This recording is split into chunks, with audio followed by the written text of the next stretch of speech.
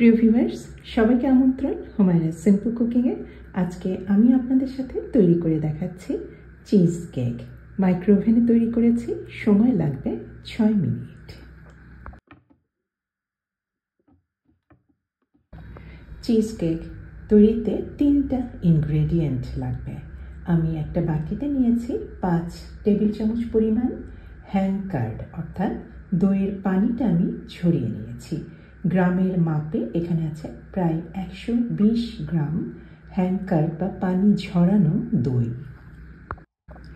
আর second ingredient এটা হচ্ছে ফলের পিউরে।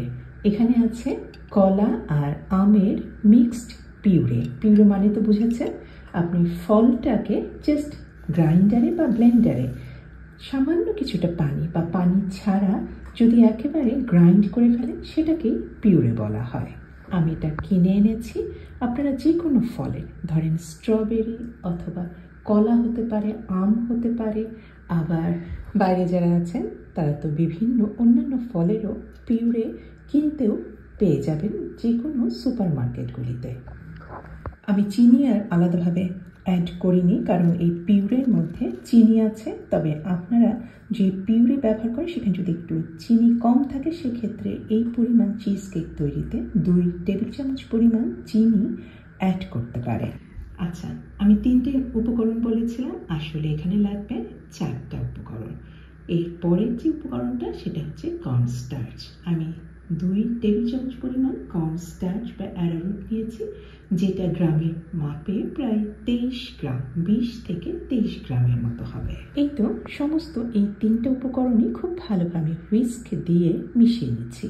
এখানে কিন্তু কোনো ইলেকট্রিক বিটার ব্যবহার করার দরকার নেই।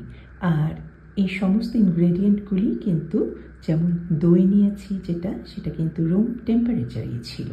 আর এর মধ্যে এখন ভেঙে দিলাম রুম টেম্পারেচারে রাখা একটা ডিম। খুব ভালোভাবে মিশিয়ে নিয়েছি, হুইস্ক দিয়েই মিশাচ্ছি। আমার চিজ কেক তৈরির কিন্তু সমস্ত কমপ্লিট। এখন এটা মাইক্রোওভেনে আমি বেক করব।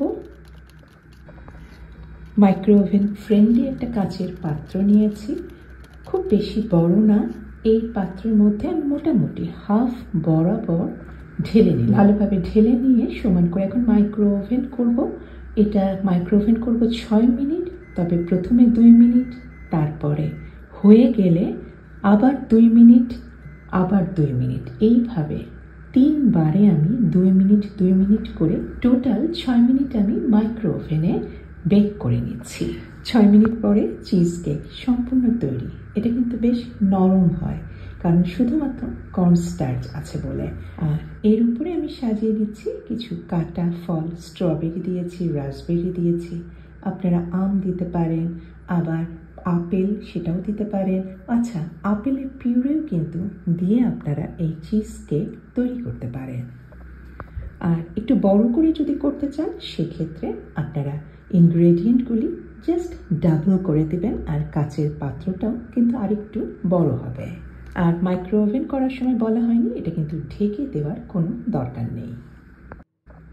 তৈরি হয়ে গেছে খুবই মজাদার একটা চিজ কেক। এটা আমি আজকে তৈরি করেছি আমার মেয়ের জন্য।